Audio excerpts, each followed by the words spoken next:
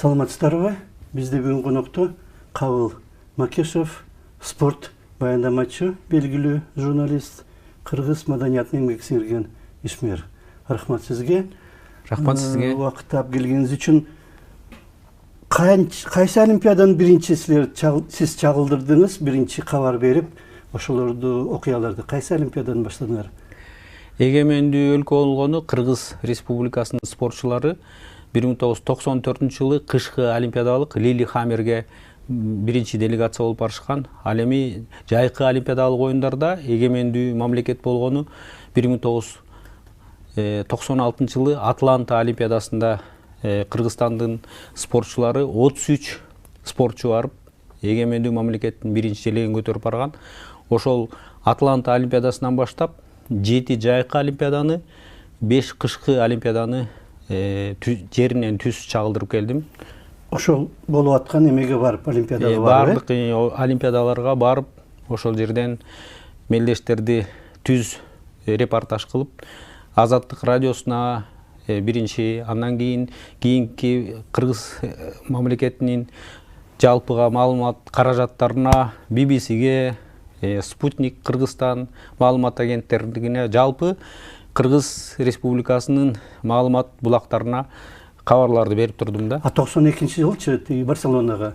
92-жылы Барселона олимпиадасына барган жокмун, себеби бул эгемендүү мамлекет болгондогу олимпиада деп эсептелбейт чындыгында. СНГ. Бул СНГ. Ким ошо? Шериктеш мамлекеттердин командасы барганда. Ага барган жокмун. Мен ушу 96-жылдан бери 7 жайкы олимпиаданы түз жеринен репортаж берип чагылдырып турдум. Анан эң негизгиси ушул олимпиаданын ачылышынан баштап жабылышына чейин ошол жерде Кыргызстандын спортчуларынын ийгиликтерин, көйгөйлөрүн, жетишпей калган кемчиликтерин түз эфир аркылуу берип турдум. 33 деп атпайсызбы Атлантада, 33 бул Кыргызстандын өзүнчө командасы болгон, Ооба. 33 адам. 33 адам биринчи. Эгемендүү мамлекет болгон учурда, ал учурда спортчулар жолдомо, лицензия алчу эмес да.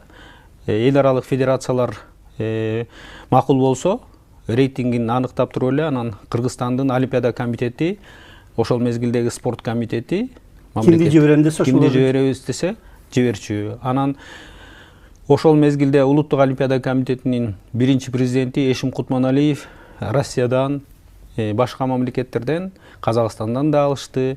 Ошентип айрым бир спортчуларды Кыргызстандын атынан жаздырып алып эле, мына сууда сүзүүчүлөр, эркин күрөштүн спортчулары, спорттун башка түрлөрүнөн, айрым спорттун түрлөрүнөн, ошо башка мамлекеттин жарандары Кыргызстандын жарандыгын алып, анан кийин олимпиадага барып, биздин өлкөнүн атынан катышып жүрдү да. Ошол 33-түн канчасы кыргыз эле, Нукура Кыргызстандан чыккан? Ошондон мисалы Нукура кыргызстандыктар саналуу эле, мисалы грек-рим күрөшүнөн Ратбек Санатбаев, жеңил атлетика марафончу Насирдин Акылбеков, Жуманазаров барган жок олимпиадагачы. Анан бокс боюнча Нурбек Касьянов, ушундай саналуу эле кыргыздар барышты да.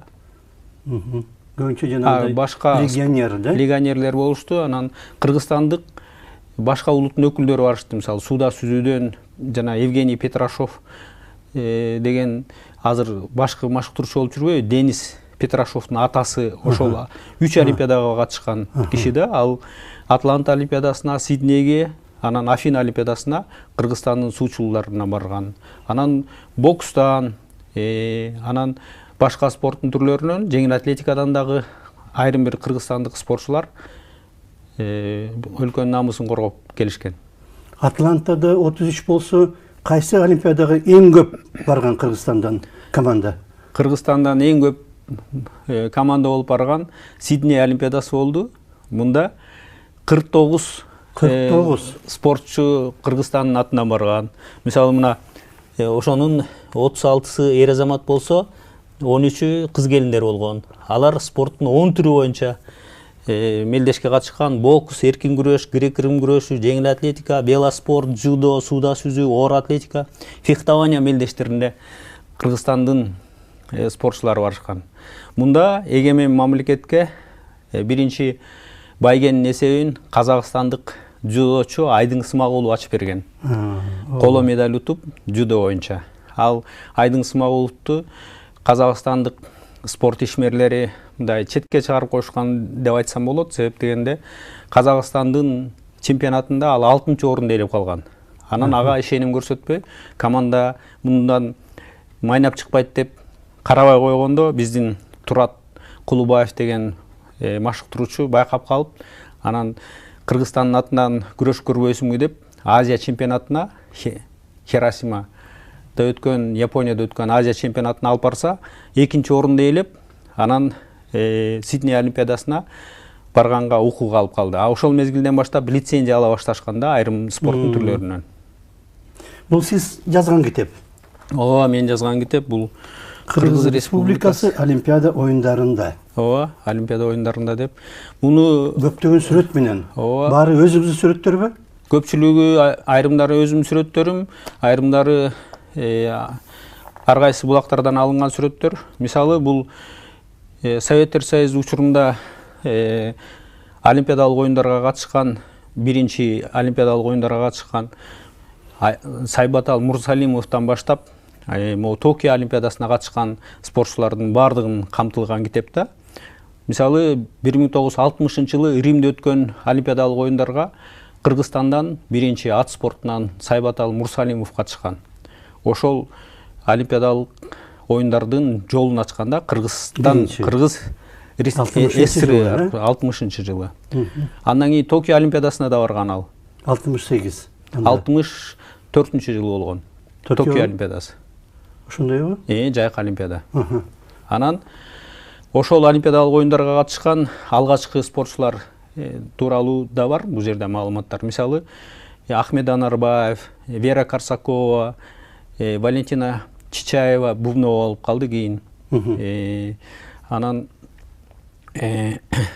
Леонид Иванов, ушундай Советтер Союзу учурунда Олимпиадалык оюндарга катышкан спортчулар тууралуу кене маалымат бар. Мындан сырткары Москва Олимпиадасынын каармандары дагы бул китепте кеңири чагылдырылды. Ага чейинкилер көп жазылбайт бизде. Ага чейинкилер көп жазылбайт, айтылбай жүрөт да. Мюнхенде, Мехикода, Монреалда өткөн Олимпиадалык оюндардагы катышкан кыргызстандыктар жөнүндө кеңирээк баяндоого аракет кылдым. Биринчи кыргызстандык Олимпиада чемпиону Владимир Максимов жөнүндө да баян бар. Бул 1976-жылы Монреалда өткөн Олимпиадалык оюндарда СССРдин гандбол командасынын курамында ойноп, анан Олимпиада чемпиону болгон биринчи чемпионубуз да кыргызстандык, жердиги кыргызстандык деп айтсак болот. Кант шаарында төрөлгөн, Кантта, анан Бишкекте ойногон. Кийин СССРдин курама командасына барып, дүйнөнүн да чемпиону болгон, Олимпиаданын да чемпиону болгон. Азыр Москвада жашайт. Андан кийинки Олимпиадалык оюндарда болсо кыргыз спортунун туу чокусу деп айтып келатабыз Москва Олимпиадасынын. Мында 8 спортсмен барып, 8 медаль утуп келишкен. Ошонун 5-өө алтын, 1 күмүш, 2 коло медаль болгон. Каныбек Осмоналиев, Мелентьев, Александр Мелентьев, Николай Чернецкий. Николай Чернецкийди көп айтпай жүрүшөт. Бул Бишкекте төрөлгөн, Бишкекте жеңил атлетика боюнча машыккан. Анан Александр Блинов ат спортунан. Анан Мелентьев, Колпакова. Ошентип 5 Олимпиада чемпиону болушкан. 8 киши барып, 8 медаль утуп келип атат да. Ошондой эле Мария Сысоева деген дагы 5-чи орунду ээлеп калган. Андан сырткары Кыргызстанда спортту баштап, Москва Олимпиадасында велотрек боюнча катышып, күмүш медаль алган Александр Панфилов деген спортчубуз да бар экен. Ошол Москва Олимпиадасында велотрек боюнча күмүш медаль алган экен. Ошол тууралуу да маалымат таап чыктым. Архивтерде, китепканаларда болуп карап, анан Советтер Союзу учурунда Олимпиадалык оюндарга 21 спортчу гана барган экен. Себеби ал мезгилде Советтер Союзунда бир эле команда барчу да. Ошондо абдан иргеп, тандап мыктыларды алып барчу да. Аны ошол себептен ошол Советтер Союзунун учурунда 11 спортсмен алтын медаль алышыптыр. 11 спортсмен. Анан жалпы Кыргызстандан баргандар, Кыргызстанда төрөлгөн, Кыргызстандын жердеги кыргызстандыктарда башагы 21 спортчулардын ичинен 17 медаль алышыптыр. Ошонун 11-и алтын экен. Ал эми эгемендүү мамлекет болуп 1996 жылдан бери жайкы олимпиадалык оюндарга эле, мисалы мен кышкысын кошпогондо 180ге жакын спортчу барды. Спорттун бир нече түрү боюнча 180 спортчу барды, 7 гана медаль утуп келишти. Бирде алтын жок. Азыр Париж олимпиадасын кошпогондо. Ошонун 3-өө күмүш, 4-өө коло байге болуп саналат. Анын бирөөүн да казак жигит утуп берип атат. Биринчи. Сиднейдеги Смагулов. Азыр кандай мына күрөшчүлөр, балбан кыздар, балдар мына 5-тен баштаган атат, күрөш боюнча катышат. Ала алабы алтын медаль? Менин жеке пикиримде ушул олимпиадада кыргыз спортунун жылдызы жанат турган жигиттер, кыздар, ушу балбандар деп эсептейм. Себеп дегенде алардын даярдыгы да жакшы, рейтинги да, дүйнөлүк рейтинги да жогору. Биринчи орундарда. Такшалып, анан олимпиаданын духун, олимпиаданын мелдештин таасирин көрүп, анан көзү күйүп калды, мындайча айтканда. Көкүрөгү да, анан көзү да күйүп турат да алтын деп. Мисалы, Акжол Махмудов алтын алып калышы ыктымал. Жоломан Шаршанбеков дагы даярдыгы да жакшы. Анан 3-4 жылдан бери мындай чоң ийгиликтер жаратып келип атат да. Анан Айсулуу Тыныбекова алып калышы да ыктымал. Мындан сырткары Эрназар Акматалиев деген жигитибиз бар, эркин күрөштөн абдан таланттуу жигит. Бул дагы ушу баш байгеге талапкер болуп калышы ыктымал. Анан Мээрим Жуманазарова менен Айпери Медет кызы дагы байгелүү орундарга илинип, балким алар дагы алтын алып калышы мүмкүн. Өлкө президенти максимум деп айткан жок, минимум 5 алтын болсо деген тилегин айтты, каалоосун айтты. Бирок мен 5 алтын болуп калса абдан жакшы. Анан менин эсебимде бир 3 алтын, 4 алтын болуп калса абдан жакшы болот. Чоң ийгилик болмок да. Биринчи алтын болот да буга чейин болгон эмес. Буга чейин эгемен өлкөнүн тарыхында ушу Атланта олимпиадасынан бери Атланта, Сидней, Афина, Пекин, Лондон, Рио, анан Токио 7 олимпиадалык оюндарга катышты кыргыз спортчулар, бирок алтын байге ута албай келатышат. Эми азыркы учурда дүйнөлүк спорттун деңгээли абдан өсүп кетти. Андан сырткары фармакологияны көп колдонуп атышат. Спорттук медицина аябандай жогорку деңгээлге жетти. Анан ошол себептен спортчулардын 4 жылдык даярдыгы деп айтабыз. Бул алтын медальды алыш үчүн 4 жыл даярдык жетишсиз болуп эсептейт деп эсептейм да. Жетишсиз деп. Себеп дегенде бул алтын байгени алыш үчүн жок дегенде 8-9 жыл даярданып ошондой деңгээлге жетиш керек да. Случайно жаш таланттар бар. Ошол бир 3-4 жыл даярдык менен кээ бир чет өлкөнүн мыктылары ошо олимпийский чемпион болуп калган учурлар бар. Анан могу коңшулаш Казакстан мамлекети Токио олимпиадасында күмүш медальга да жетпей калышканда, алар Токио олимпиадасында 8 коло медаль менен гана чектелип келген.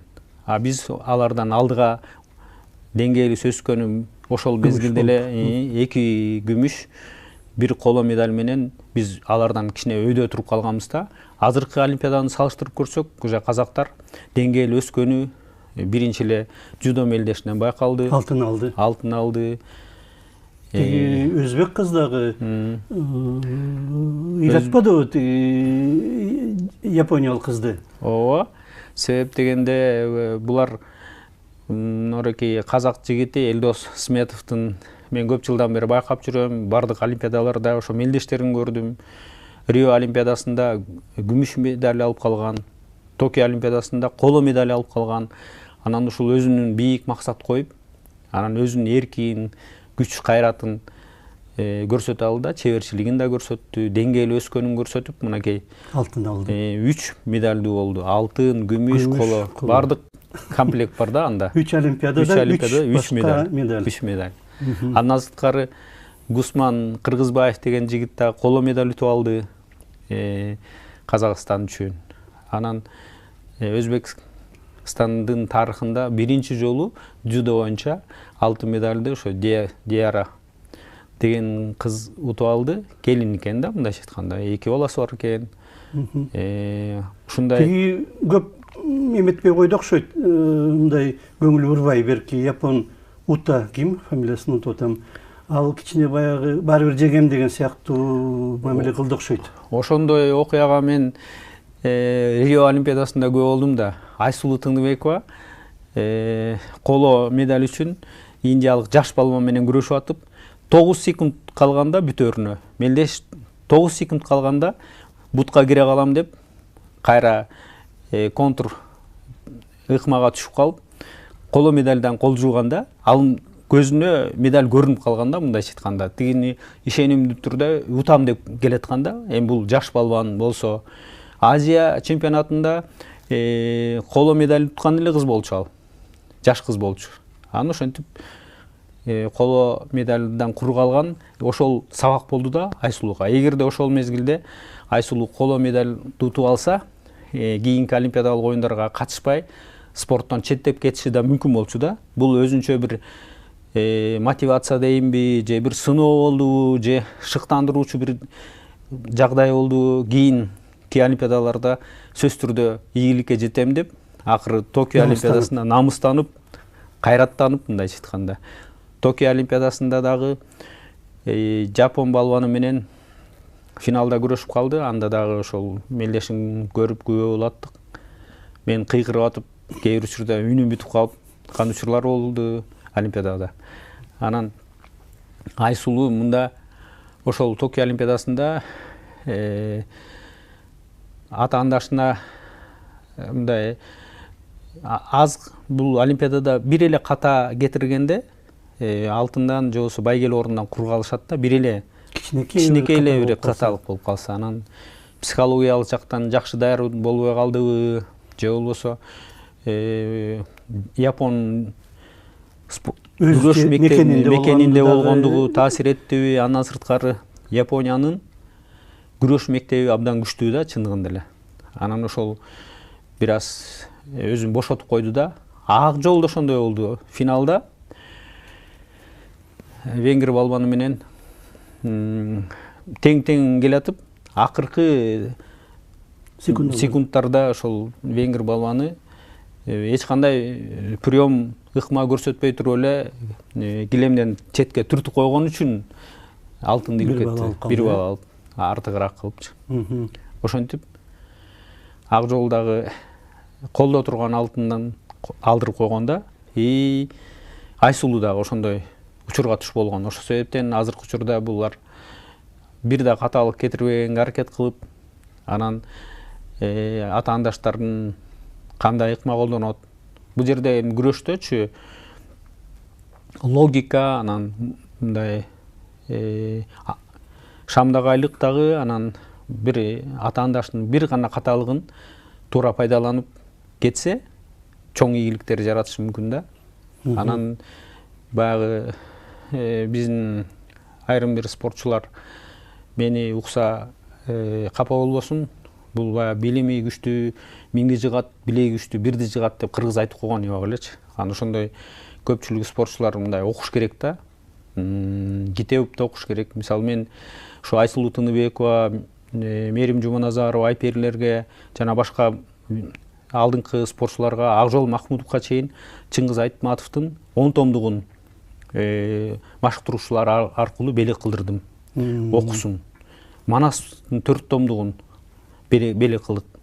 Ошондуп кичине намыстансын, окусун, бир нерсени мындай билимдүү киши өзү мындай өзүнө ишенимдүү болот да. Анан мындай сүрдөбөйт, коркпойт. Көпчүлүк айрым спортчулар, эми атын атабай эле коеюн, бирок китеп окушпайт да. бош убактысында ушул өзүн дагы өстүрүш керек да адамчы. Интеллектуалдык деңгээлин дагы рухуй байлык да бул. Жөн эле кара күч менен жеңүүгө мүмкүн эмес. Мисалы, Жапон балбандар медитация кылышат, индиялык балбандар да медитация кылышат буларчы. Анан булардын машыктыруучулары, мисалы, башка чет өлкөнүн машыктыруучулары эл аралык чоң семинарларга барышат, машыктыруучулары көбүрөөк окушат да. Бизде мисалы көпчүлүк машыктыруучулар мурдакы советтик система менен гана иштеп келатышат да. Мисалы, эл аралык семинарлар болот машыктыруучулар үчүн, окуу борборлору болот. Ошолорго барып окуш керек да, мындай чет тилин билиш керек экен да негизичи. Анан башка машыктыруучулардын дагы тажрыйбаларын көбүрөөк анализ кылып колдонуш керек да. Анан бизде ошол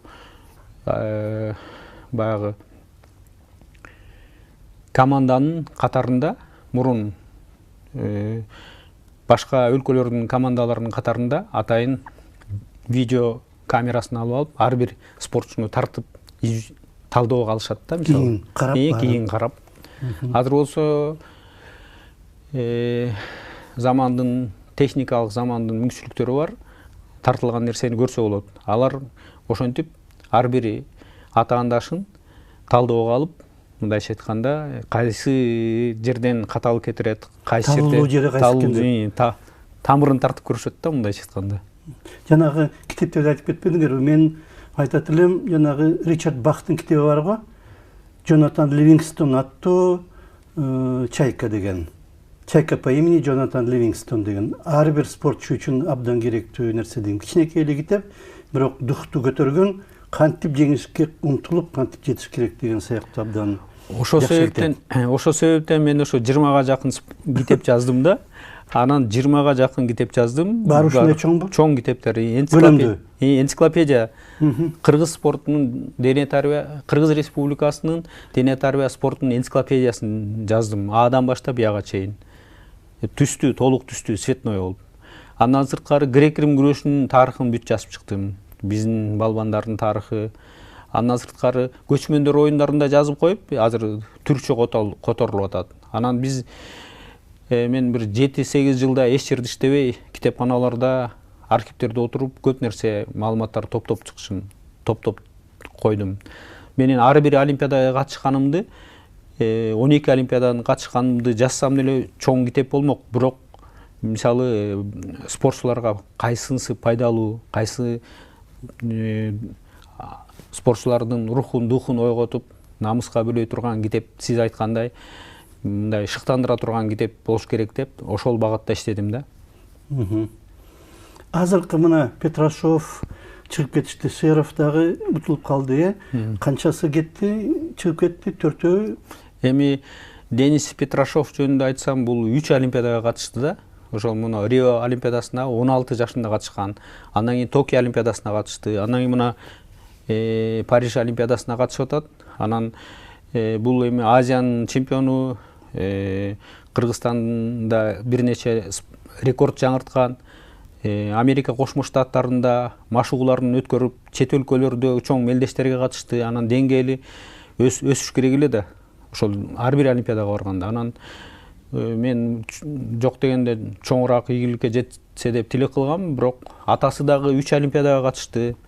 Анан ошо жергиликтүү калктын өкүлдөрү бар, мисалы Ысык көлдө балыктай болуп сүзгөн жигиттер бар, мисалы шар аккан суунун агымына каршы сүзгөн жигиттер бар, жергиликтүү. Ошол Кыргызстандын аймагындагы таланттуу балдарды тартыш керек да сууга. Бирок алар катышкан жокпу? Катышкан жок да. Машыктыруучулар тартпай атат. Машыктыруучулар тартпай атат. Мындайча селекция кылыш керек да, бардык спорттун түрү боюнча. Тиги баатырдын, балбандын тукумдарын иликтеп изилдеп көрүш керек. Мергендин тукумдарын эмне үчүн изилдеп көрбөйт? Көз катар мергендер бар Кыргызстанда. Ата-бабаларым баары мерген болгон. Каршкыр аткан, кийик атканына мактанып эле жүрө бербей, ушундай мелдештерде Кыргызстандын намысын коргосун да. Ошондой балдар тартыш керек, мисалычы. Мыкты мушкер балдар бар, мисалы айылдачы, мына бардыгын жыга чаба турган. Же болбосо аттын кулагы менен тең ойногон балдар бар Кыргыздарда. Бир эле көкбөрү, эреңиш менен эле машыга бербей ат спорту менен таанылса болот. Кылыч чабышууну илгертен бабаларыбыз мыкты билген. Фехтованияга эмне үчүн келишпейт? Казактар фехтование кылыч ташуу дейт экен. Кылыч ташуу. Ошондой спорттун бардык айрым бир түрлөрүнөчү, мисалы оор атлетика боюнча Олимпиада чемпионубуз бар, дүйнө чемпиондорубуз болгон, ок атуудан дагы Мелентип баштаган Олимпиада чемпиондорубуз бар. Анан үчүн оор атлетикадан Каныбек Осмоналиевдин жолун жолдой турган жигиттерибиз чоң ийгилик жарата албай жүрүшөт. Ошондой таланттуу балдар бар. Айылдан чыгат да негизи чыйрак балдар, спорттун жүгүн көтөрө турган, элдин намысын бийик көтөрө турган жигиттер айылда бар. Бирок ошолорду машыктыруучулар тартыш керек. Кыдырып, издеп таланттарды. Анан бирин экин эле талант менен эле чектелип калбаш керек да, мындай резерв болуш керек да бардык жерде. Анан көпчүлүк учурда биздин Кыргызстандын атын, Кыргызстандын намысын легионер спортчулар коргоп келишти да мурун. Мурда. Көпчүлүк спорт боюнча, мисалы эркин күрөштө деле, башка спорттун түрлөрүндө деле. Анан бизден кээ бир таланттуу балдарды башка мамлекеттер тартып кеткен учурлар көп болду. Мисалы Бакыт Ахмедов деген оор атлетчибиз, жигитибиз бар болчу, таластык жигит. Ошону Казакстан алып кетип, Азия оюндарынын чемпиону болду, дүйнө чемпионатында байгелүү орундарды жетти. Анан Юрий Мельниченко деген даяр Олимпиада чемпионубузду Казакстан алып кетип, Атланта Олимпиадасында грек-рим күрөшүнөн биринчи Казакстанга алтын медаль утуп берди. Ошол жаштар арасында дүйнө чемпиону болгон учурда ошол учурдагы спорт жетекчилери көз кырын салбай коюп, анан Казакстанга кетип калып, айла жок көчөдө жана акча алмаштырып, валюта алмаштырган кызматкер болуп, ошентип калган учурлар болгон Мельниченкончу. Ошондо мезгилде ал табында турган жигит болчу. Ошентип Казакстанга алтын медаль, биринчи эгемендүү мамлекетке алтын медаль утуп берген Атлантада. Биздин убактыбыз бир жарым мүнөт калыптыр. Кандай жыйынтык чыгарсак болот? Акыркы мезгилде өлкө жетекчилиги, бийлик көңүл буруп, каражат жагынан камсыз кыла баштады, мүмкүн эми өсөт спорт. Ооба, мен да ошентип ойлойм, себеби кыздар күрөшүнөн өзүнчө атайын машыга турган зал ачып берди. Кыздар мурун балдар менен гана машыгып жүрсө, аралашып, эми өздөрүнчө машыгып атышат. Спортко абдан жакшы көңүл бөлүп атат, стадиондор салынып атат, спорт залдары салынып атат. Анан алардын стипендиялары, эл аралык мелдештерге барганга каражаттар бөлүнүп атат. Анан Кудай буйруса, ушу Пекин Олимпиадасынан баштап спортко болгон кызыгуу абдан күчөгөн. Эл арасында, жаштар арасында, ошол күрөшкө. Токио Олимпиадасынан кийин дагы жаштардын спортко болгон кызыгуусу күчөдү. Анан могу Париж Олимпиадасында эгемен мамлекетке алтын медаль, байгелүү орундар тийип калса, Кудай буйруса, мындан дагы кыргыз спортунун деңгээли өсүп, кыргыз спортунун туу чокусу Париж Олимпиадасы деп айтканга мисал болот го деп ойлойм. Ошондой болсун деп. Ошондой болсун деп тилек кылып атам. Рахмат сизге. Бизде конокто Кабыл Макешев болду, журналист, белгилүү журналист, спорт жагына адистешкен журналист жана кыргыз маданиятына эмгек сіңирген ишмер. Рахмат сизге. Рахмат сиздерге да. Ишиңер илгери болсун. Саламаттаңыздар.